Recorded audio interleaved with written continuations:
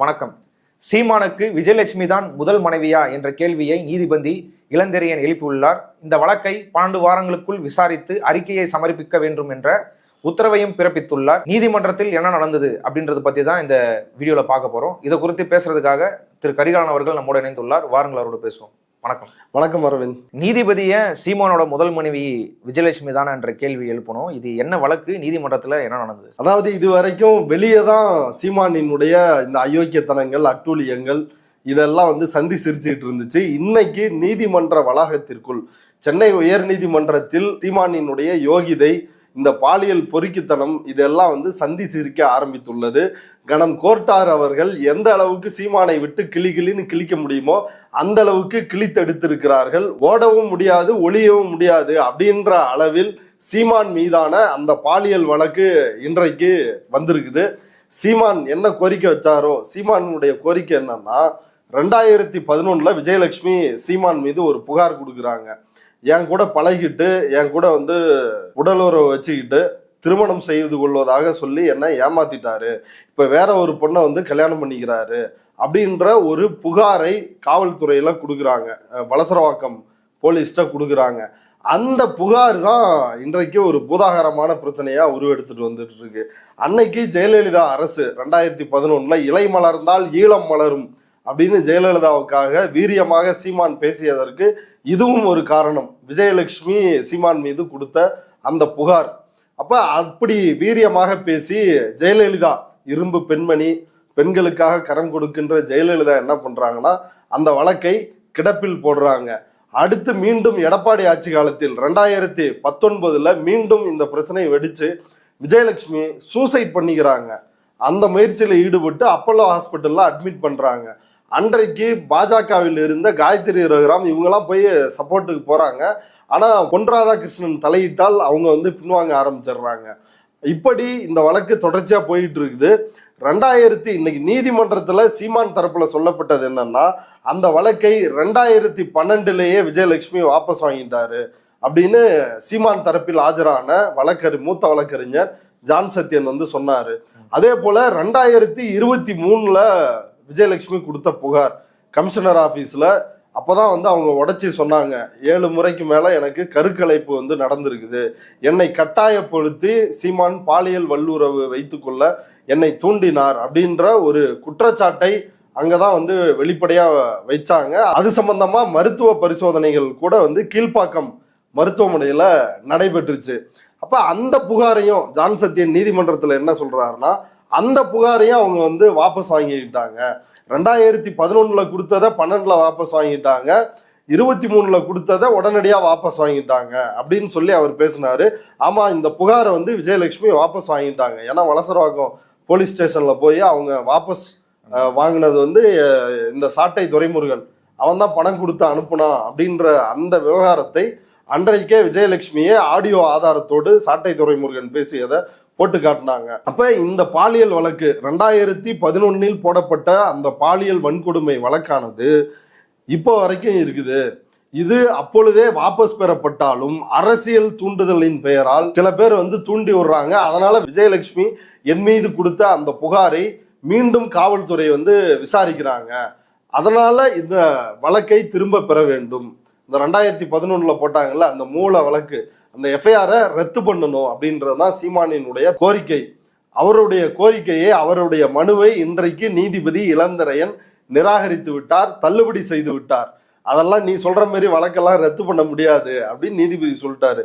நீதிபதி இளந்திரையன் அதுல குறிப்பிட்ட விஷயத்திலேயே இந்த வழக்கை சர்வசாதாரணமா வழக்காக கடந்து போக முடியாது அப்படின்றத சொன்னாரு. இதுல பியூட்டியான விஷயம் என்னன்னா, ஒவ்வொரு டைமும் விஜயலட்சுமி வாபஸ் வாங்குறாங்கல்ல, அதுல என்ன நடந்திருக்கும்? சீமான் ஏதாவது ஒரு சமரசம் செய்திருப்பார், இல்ல கல்யாணம் பண்ணிக்கிறேன் ஏதாவது ஒரு வாக்குறுதி கொடுத்திருப்பாருல்ல. அதை இன்றைக்கு நீதிமன்றத்தில் காவல்துறை தரப்புல தெரிவிச்சிருக்கிறாங்க. காவல்துறை தரப்புல வழக்கறிஞர் முகிலன் நீதிமன்றத்துல சொன்னது என்னன்னா, இவங்க 2 தடவை இந்த புகாரை வாபஸ் வாங்கினதுக்கு காரணமே, அப்பெல்லாம் நான் கல்யாணம் பண்ணிக்கிறேன் அப்படின்னு சீமான் உறுதி அளித்தார், அவர்கிட்ட பொய்யான வாக்குறுதி அளித்தார், அந்த வாக்குறுதி அடிப்படையில் தான் இந்த வழக்கை வாபஸ் வாங்கியிருக்கிறாங்க அப்படின்றத சொன்னாரு. அப்படி சொன்ன உடனே தான் நீதிபதி ஸ்ட்ராங்கா கேட்கிறாரு, இது மட்டும் இல்லாமல் மதுரையில் கோயில்ல மாலை மாத்திக்கிட்டோம் ஒருத்தர் அதையும் வந்து சொல்லிருக்கிறாங்க. இது போக விஜயலட்சுமி புகார் கொடுத்தாங்கல்ல, அப்ப அவங்க கொடுத்த ஸ்டேட்மெண்ட் அதை முழுமையாக என்னென்ன நடந்துச்சு அப்படின்ற விஷயத்த ஒரு சீலிடப்பட்ட கவர்ல வச்சு நீதிபதி கிட்ட கொடுத்திருந்தாங்க. அப்ப அதுலயும் வந்து டீடைல் இருக்குது. அப்ப இவ்வளவு ஆதாரங்களையும் பார்த்து தான் நீதிபதி வந்து கேட்டார், சீமானின் முதல் மனைவி விஜயலட்சுமியா அப்படின்னு வந்து நீதிபதி கேள்வி எழுப்பியதற்கான காரணங்கள் இவ்வளவும் அந்த பின்னணி வந்து அதுல இருக்குது. அதுல வந்து பியூட்டியான விஷயமே இதுல என்னன்னா, விஜயலட்சுமியே இவங்க ஜான் சத்யன் சீமான் தரப்புல இருந்து சொல்றாங்க, அதான் அவங்களே வழக்க வாபஸ் வாங்கிட்டாங்கல்ல, எதுக்காக வந்து அந்த வழக்கு நடத்தணும் அப்படின்னு இவங்க கேட்கிறாங்க. அதற்கு நீதிபதியே மிக தெள்ள தெளிவாக சொல்லிவிட்டார், பாலியல் வன்கொடுமை வழக்கில் புகார்தாரரே மனுவை வாபஸ் பெற்றாலும் காவல்துறை அதை விசாரிப்பதற்கு முழு அதிகாரம் அவர்களுக்கு உள்ளது அப்படின்றத நீதிபதி வந்து சொல்லிட்டாரு. ஸோ இந்த விஷயத்தை வச்சுதான் சீமான் ஓடவும் முடியாது ஒளியவும் முடியாது அப்படி ஒரு பொறியில நல்ல ஆப்புல குரங்கு மாதிரி வந்து சிக்கியிருக்கிறாப்புல.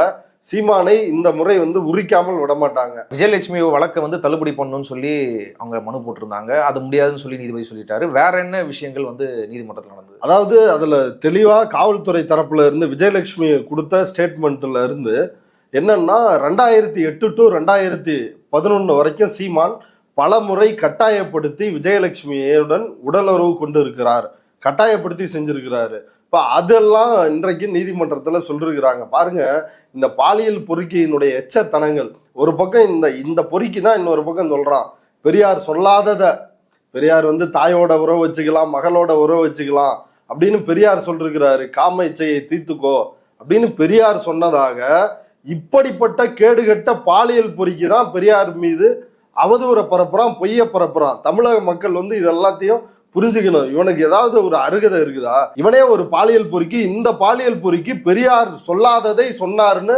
கூச்சமே இல்லாம அவதூறு பரப்பிட்டு இருக்கிறான். இப்ப சீமானுக்கு இந்த வழக்கோட முடிய போறது இல்ல, சீமானுக்கு அடுத்தடுத்து பல வழக்குகள் இருக்குது. இப்ப ஈரோட்ல வந்து வெடிகுண்டு வீசுவேன்னு சொன்னது, அப்புறம் பெரியாரே மண்ணுதான்னு சொல்லி கேவலமா பேசுனது, இங்க தாயோட மகளோட உறவு வச்சுக்கலான்னு பெரியார் சொன்னாருன்னு இவன் பேசுனதுக்காக 70க்கும் மேற்பட்ட வழக்குகள். இது போக திருச்சியில் டிஐஜி வருண்குமார் அவர் திருச்சி எஸ்பியா இருந்தப்ப கொடுத்த புகாரின் அடிப்படையில் அந்த வழக்கு, இப்படி வழக்கு மேல வழக்காக சும்மா சரமாரியா காத்துட்டு இருக்குது. டெய்லி வந்து சீமான் வீட்டுல சம்மன் கொடுத்துட்டு இருக்கிறாங்க. இப்ப ஈரோட்ல வந்து 20ஆம் தேதி ஆஜராகணும்னு நினைக்கிறேன், ஈரோட்ல 20ஆம் தேதி ஆஜராகணும், திருச்சியிலையும் 20ஆம் தேதி ஆஜராகணும். இப்படி இந்த 70 வழக்குகளிலையும் நீதிமன்றத்தின் படியேறணும், இல்லைன்னா காவல்துறைக்கு போகணும்.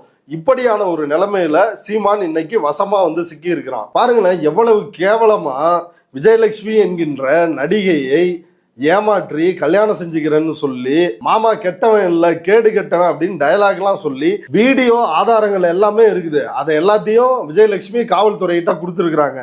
இது போக இவன் மாசம் மாசம் விஜயலட்சுமிக்கு 50,000 அனுப்பிச்சிட்டு இருந்திருக்கிறான் சைட்ல, இவங்க சீமானுக்கு எதிராக பேசிடக்கூடாது அப்படின்றதுக்காக. இவ்வளவு ஆதாரங்கள் இருந்தும் சீமான் பெரிய யோக்கிய மயிறு மாதிரி வெளியே வந்து நடந்துட்டு இருக்கிறான். கூச்சமே இல்லாம தந்தை பெரியார் குறித்து எப்படியெல்லாம் அவதூறு பரப்ப முடியுமோ அவ்வாறான அவதூறு எல்லாம் பரப்புறாங்க. இந்த பாலியல் பொறுக்கிக்கு யாரு சப்போர்ட் அப்படின்னா, ஆட்டுக்குட்டி அண்ணாமலை. பொறுக்கி பிச்சைக்காரனுக்கு செக்யூரிட்டி பிச்சைக்காரனே அப்படின்ற மாதிரி ஒரு பாலியல் பொறுக்கிக்கு சப்போர்ட் வந்து விட்டுப்பட வீடியோக்கள், அப்புறம் கசமசா ஆடியோக்களை பதிவு செய்து ஒளிபரப்பு செய்கின்ற அண்ணாமலை தான் வந்து இந்த பிச்சைக்காரனுக்கு செக்யூரிட்டியா அந்த விஷயத்தில் இருக்கிறாரு. இப்ப பேரறிஞர் எச் ராஜா, இப்ப இவ்வளவு வழக்குகள் கழுத்தை நெருக்கிட்டு இருக்கிறதுனாலதான் பேரறிஞர் எச் ராஜா ஆகிறாரு. எச் ராஜா வந்து பேரறிஞரா? அவனே ஒரு கிரிமினல், அந்த ஆளு மேலேயே ஒரு வழக்கு இருக்குது. இப்ப அந்த ஆளு ஜெயிலுக்கு போவாரா இல்லையான்றத நீதிமன்றத்துல கேஸ் இருக்குது.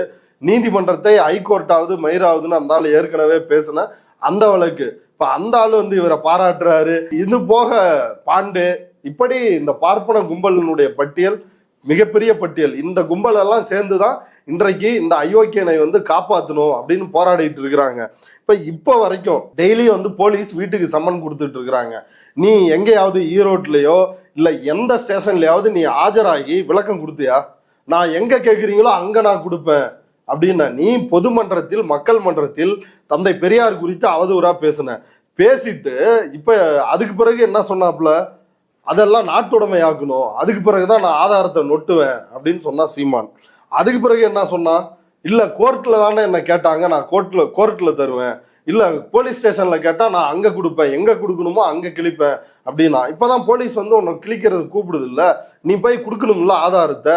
அப்ப எதுவுமே செய்யாம இப்ப பதுங்கிட்டு பாஜகவினுடைய ஆதரவோடு வாழ்ந்து விடலாம் அப்படின்ற ஒரு நினைப்புலதான் வந்து சீமான் இருக்கான். இல்ல பல வருடங்களா வந்து இந்த வழக்கு வந்து தொடர்ந்து தான் இருக்குது. அது வந்து ஒரு மும்பரமான நிலைமைக்கு போவோம், மறுபடியும் வாபஸ் வாங்க அப்படி போயிட்டு தான் இருக்காங்க. ஆனா இப்ப நீதிபதி வந்து 12 வாரத்துக்குள்ள இதை விசாரிச்சு அறிக்கை கொடுக்கணும்னு இருக்கிறாரு. அந்த அடிப்படையில் இந்த வழக்கு வந்து ஒரு முடிவுக்கு வருமா, இல்ல விஜயலட்சுமி மறுபடியும் வாபஸ் வாங்குவாங்களா, எப்படி இது இருக்கும்? இல்ல இப்ப இந்த வழக்கை பொறுத்த வரைக்கும் விஜயலட்சுமி இப்ப என்ன சொல்ல போறாங்க அப்படின்றது தெரியல. ஆனா இது நாள் வரைக்கும் சீமான் மேல புகார் தான் வந்து சொல்லிட்டு இருக்கிறாங்க. இன்னைக்கு நீதிபதி சொன்னதை ஏற்கனவே விஜயலட்சுமியே சொல்லிருக்கிறாங்க. ராயல் கோர்ட் மதுரையில வந்து மாலை மாத்திக்கிட்டோம், ராயல் கோர்ட் ஹோட்டல்ல வந்து ரூம் போட்டாரு சீமான், அங்கதான் வந்து இந்த வீடியோலாம் வந்து எடுத்தோம், இந்த மாமா கெட்டவன் இல்ல கேடு கெட்டவன், இப்போ வான் கவுண்டர் வரணும் அப்படின்றது. அப்புறம் பட்டிஸ்டா மாதிரி வந்து நெஞ்ச நிமித்திக்கிட்டு டாலரா கழுத்துல தொங்க விட்டுக்கிட்டு இருந்தது, இதெல்லாமே வந்து அங்கதான் நடைபெற்று இருக்குது, வீடியோ இருக்குது. அடுத்து அவங்க இத்தனை நாள் கொடுத்த புகார்கள் இருக்குது. அவங்க காவல்துறை விசாரணைக்கு வந்து ஏற்கனவே ஆஜராகி 8 மணி நேரத்திற்கு மேல செங்கல்பட்டு மேஜிஸ்ட்ரேட், இப்போ ஒரு பெண் நீதிபதி 8 மணி நேரத்துக்கு மேல அவங்கள்ட்ட வந்து வாக்குமூலம் வாங்கியிருக்கிறாங்க. இப்ப இவ்வளவு விஷயமும் இருக்குது. இப்ப விஜயலட்சுமி பல்ட்டி அடிப்பாரா? இப்ப பல்ட்டி அடிச்சா அவங்களுக்கு சட்ட ரீதியான சிக்கல்கள் வரும். நீதிபதி வந்து அது குறித்து கட்டாயம் கேள்வி எழுப்புவார். ஆனா விஜயலட்சுமி மாறாமல் ஒரே ஸ்டாண்ட்ல இருப்பாரா அப்படின்றது அவங்களுடைய கடந்த கால செயல்பாடுகள் வந்து அப்படி அதை காட்டல. அதை வந்து பொறுத்திருந்து பார்த்தாதான் தெரியும். கட்டாயம் வந்து போலீஸுக்கு முழு அதிகாரம் இருக்கு அப்படின்னு நீதிபதியே சொன்னதுனால 12 வாரத்திற்குள் முறையாக விசாரித்து இதுல வந்து அறிக்கை சார்ஜ் ஷீட் வந்து ஃபைல் பண்ணுவாங்க. சீமான் வந்து அவருடைய குற்றங்களுக்கு பதில் சொல்லத்தான் போகிறார். சீமான் தள்ளுபடி செய்ய சொன்ன அந்த மூல வழக்கு, அந்த வழக்குல வந்து என்ன இருக்குன்றத கொஞ்சம் விரிவா சொல்ல முடியுமா? இல்ல சீமானுடைய அந்த மூல வழக்கு அப்படின்றது 1/6/2011 அன்னைக்கு வந்து பதிவு செய்யப்பட்டிருக்குது.